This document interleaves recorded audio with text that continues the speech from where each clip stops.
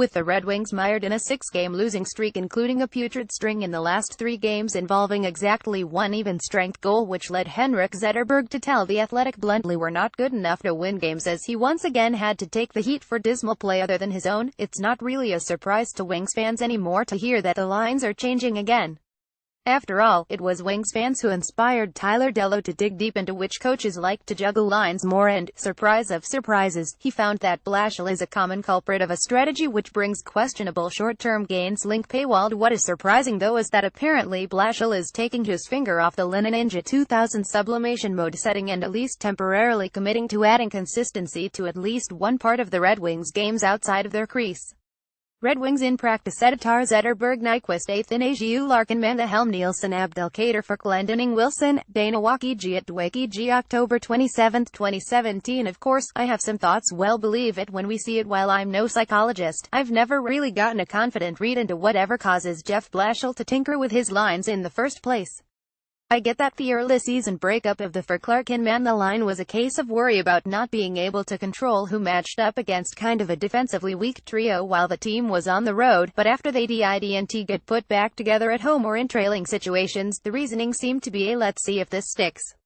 While the actual report that he's keeping the lines like this for a while is something promising, I'm not to the point yet where I'm willing to believe that Blashill's definition of a while matches mine, i.e. more than 2 periods to start. Happy less happy WTF. I'm a big fan of those top 2 lines working like there for a while. While Nyquist and Tatar didn't jump out with a set your hair on fire pace, they worked well together, exhibited good timing and control of spacing both offensively and defensively. It felt like a line that even if it wasn't clicking perfectly, could, at the very least, hand off their shift to a line with a positive push and momentum. Larkin man does Netflix and chill on skates for me. 2 absolute burners and a big guy with deceptive speed. He should do well to recover the team speed that's been handed back of late, and, although they're going to make defensive mistakes that will lead to occasional increased pressure on the goalies, the aggression should honestly lead to less of those awful soul-crushing goals. The eventuality in which the Wings sputter along for 30 seconds before a defensive zone cycle coverage blows or a defender momentarily loses a stick on a garbage shot from the point. The third line here, and more on this concept in a moment, is where things kind of fail me. Nielsen and Helm are 2 guys with good speed who play defensively responsible but can't consistently score, and to add to that line they get another guy with less speed who plays defensively responsible but can't consistently score. In return, the unidimensional shot boomer is relegated even farther from line mates capable of making space for his weapon.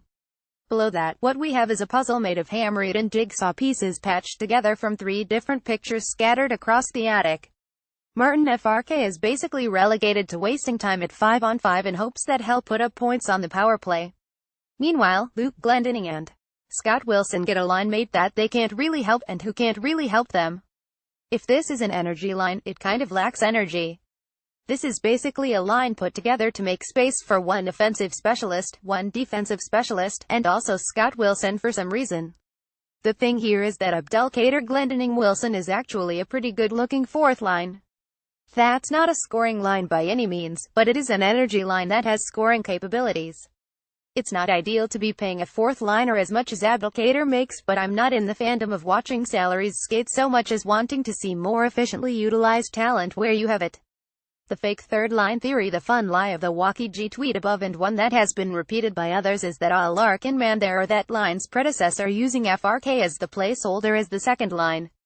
It makes sense and sells hope because you figure that line should put up the 2 and most points, but in knowing how Blashill utilizes lines and digging into the reasoning for why Abdelkader isn't manning the 4th, it's pretty clear that the plan isn't to throw 3 kids into the fires of NHL top 6 responsibilities.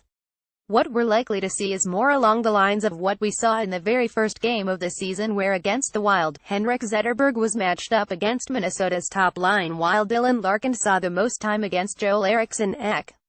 This left Frans Nielsen, the 3rd line center, to take the majority of his time against the Wild's Eric Stahl Charlie Coyle and no need a writer line.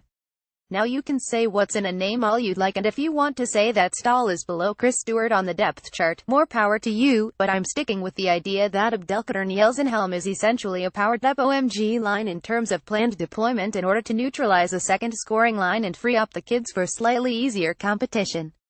Okay, but so what? In overall terms, I don't really hate this strategy. My problem with the OMG line last year wasn't that they were being deployed primarily to suppress action, but that they just weren't good enough to do so at the level being asked of them. Abdelkader Nielsen-Helm should be able to do that while also downplaying the shortcomings in their games, failing to score on your chances isn't as big a problem if your entire job is to just not make chances happen for anybody during your shifts. The loss of any real chance of FRK contributing at 5-on-5 on the line, that is unquestionably the fourth, feels inefficient to be sure, but the hopeful solution here is that Al-Lark can man the click so well that opposing coaches start really treating them as a second line, which would take the naming of the third line from Photo Pinocchio, and that it would eventually become real, provided they don't get stuck as donkeys first. Abby Franchhelm could at least try to surprise people with goals against real third-line competition, and/or it's possible FRK after a while finds himself on such a line freed up to play fun hockey. Again though, this is all very dependent upon being able to believe this when we see it. The Wings are struggling with identity, consistency, and confidence. Jeff Blashill was already decently high on the list of coaches sitting on a hot seat, and the team's start may not surprise too many fans, but when you've got even the team-owned media saying things like the power play deployment is bad, there's reason to take note for a team we've said needs to focus more on deciding how things are going to develop with its players and less on trying coaching magic tricks to squeeze victories out. Hope may not be a strategy, but the strategy of watching games expecting to be entertained by a feckless team isn't really working right now either.